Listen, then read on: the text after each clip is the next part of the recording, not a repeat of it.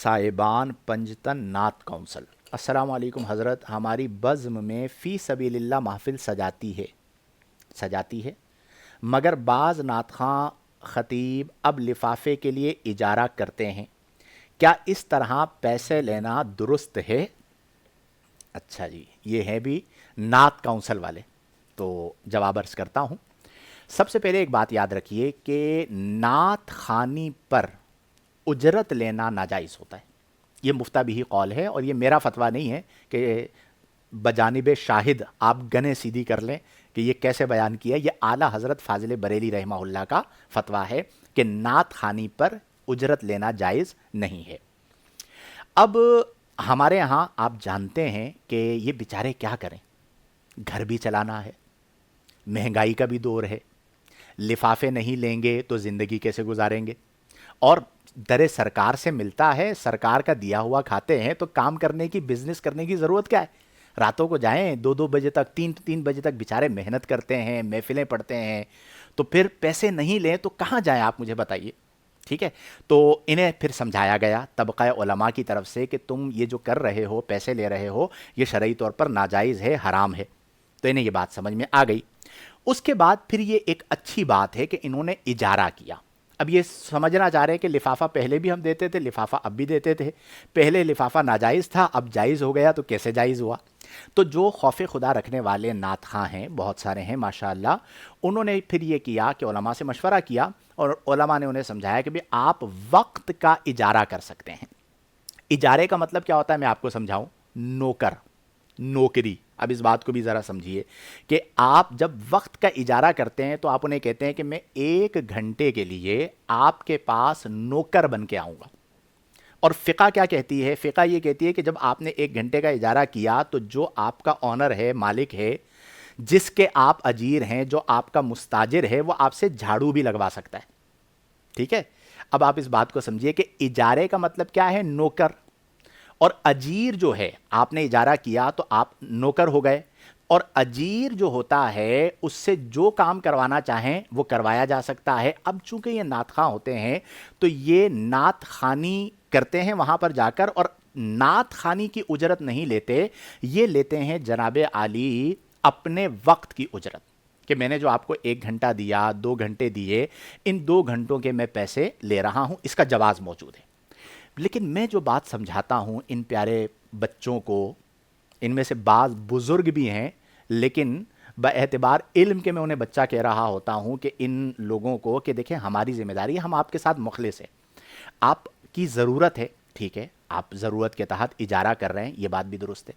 लेकिन आप मुझे एक बात बताइए कि आज के दौर में जिस लेवल पर नात खानी को आपने कमर्शलाइज कर दिया है, आपने सोचा है कि आपने क्या किया? मेरे पास ऐसे ऐसे केसेस मौजूद है जहां पर लोग मुझे बताते हैं कि जी फलां ने 50,000 रुपये मांगे, फलां ने लाख रुपए मांगे, फलां ने 1.5 लाख रुपए मांगे। हमजा ऐसा होता है? हमजा हमारा कैमरे के उस तरफ बैठा हुआ है, उसने फौरन गर्दन हिलाई है कि ऐसा होता है। अच्छा, इसी तरह बास खतीबों को मैंने देखा, कितना लिफाफा होगा जी, मैं जो है वो 20,000 रुपये लूँगा, बहुत छोटे लेवल पे बता रहा हूँ, 50,000 रुपये लूँगा।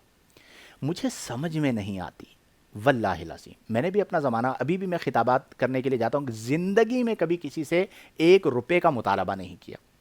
लोग मोहब्बत में खुद अगर लिफाफा देते भी हैं तो ऑटो पर मेरी ज़बान से एक जुमला निकलता है कि इसकी कोई ज़रूरत नहीं है।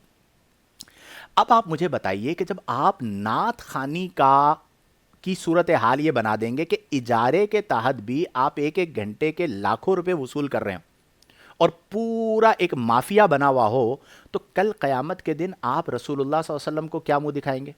नंबर 1, अगर ज़रूरत है भी तो भी आप ये तो देखें ना कि आप कर क्या रहे हैं। आपने अल्लाह के रसूल सल्लल्लाहु अलैहि वसल्लम के ज़िक्र को ज़रिया मुआश बना दिया। अब इन्हें एक जुमला हमारे यहाँ कहा जाता था, पेशावर नात खां। अब पेशावर नात खां कहा जाए तो तड़प उठेंगे। अच्छा, बाज़ ऐसे नात खां हैं कि उनको, देखिए हमारी जो बका है ना वो उलमा के पीछे।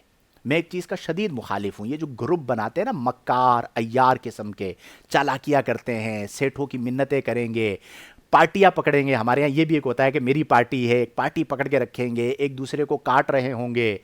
ایسے ایسے ہی تماشے ہیں دین کے نام پر، رسول اللہ کے ذکر کے نام پر، جس کی انتہا نہیں ہے۔ تو میں یہ سمجھاتا ہوں کہ اگر اجارہ کرنا بھی ہے تو تھوڑا خدا کا خوف کر لو یار۔ کتنا پیسہ کماؤ گے، کتنا کھاؤ گے، کہاں لے کر جاؤ گے؟ ہم نے اب حال ہی ہو گیا کہ عمرا اور غربا، امیر علاقے یعنی امیروں کے علاقے اور غریبوں کے علاقے الگ الگ ہو گئے، ٹھیک ہے؟ اور اتنی ڈیمانڈز ہو گئی ہیں جس کی انتہا نہیں ہے۔ تو میری گزارش یہ ہوتی ہے کہ ٹھیک ہے، اگر آپ کی ضرورت ہے، آپ اجارہ وقت کا کر بھی رہے ہیں، تو آپ یہ پیسے کو مقصد بنائیں گے، پیسے کے لیے سب کچھ کریں گے، اللہ کی رضا کے لیے، رسول اللہ کی نگاہ خاص کے لیے بھی تو کچھ کریں۔ ایون جو خطبہ ہیں انہیں بھی میں سمجھاتا ہوں۔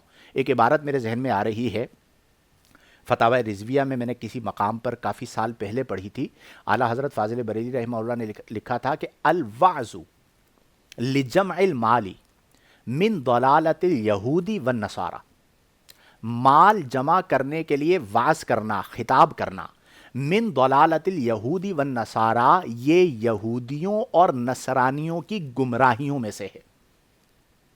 اس میں سب سے بڑا جو بیڑا غرق کرتے ہیں نا، وہ کرتے ہیں بروکر۔ بڑے بڑے لوگوں کو میں نے دیکھا ہے، ان کو جسے ہمارے ہاں بروکری ہوتی ہے نا، مطلب کوئی بروکر ہوتا ہے، گھر دلواتا ہے، اس طرح ہمارے ہاں اب خطیب دلوائے جاتے ہیں، نعت خواں دلوائے جاتے ہیں، پورا سسٹم کیا جاتا ہے۔ وہ بروکر باقاعدہ بارگیننگ کر رہے ہوں گے۔ کس چیز کی بارگیننگ کرے یار؟ پھر وہ دنیا دار بروکر اچھا ہے نا، کہ وہ بروکری جو کر رہا ہے وہ تو دنیا کی کر رہا ہے، یعنی مکان کی کر رہا ہے۔ تم اللہ کے رسول کے ذکر کی بروکری کر رہے ہو، کچھ خدا کا خوف کرو۔ اور یہ اس ٹائپ کے جو چمچے ٹائپ لوگ ہوتے ہیں، ان لوگوں نے بیڑا غرق کیا ہوا ہوتا ہے۔ تو بہرحال یہ اجارہ، میں نے اب بات ہماری طول پکڑ جائے گی، المختصر میں نے آپ کو بتا دیا ہے کہ وہ وقت کا اجارہ کر رہے ہوتے ہیں، اور اس میں بھی ٹائم کی پابندی نہیں ہوتی، ٹھیک ہے؟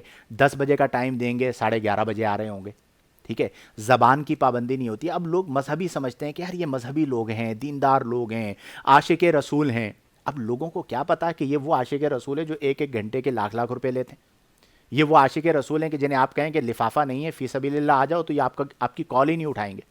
یہ وہ عاشق رسول ہیں کہ جنہیں آپ لفافے میں اگر آپ نے 2000 روپے کم ڈال کے دے دیے تو گاڑی میں بیٹھ کے روک کے آپ کو کال کریں گے کہ میرے پیسے کم آئے ہیں، اس کے اندر میرے نذرانے کے پیسے کم ہیں، کس نے اٹھا لیے؟ یہ حال ہو چکا ہے۔ اللہ تعالی ہمیں عقل سلیم عطا فرمائے، اور ان بھائیوں کو بھی عقل سلیم عطا فرمائے، اور پیار محبت سے انہیں بھی ہمیں سمجھانے کی توفیق عطا فرمائے۔ اللہ کرے کہ ہم سب کی سمجھ میں ایک یہ چیز آ جائے کہ ہم اس سے کم از کم کمرشلائز نہ کریں، پیشہ ور نعت خواں نہ بنے، پیشہ ور خطیب نہ بنے۔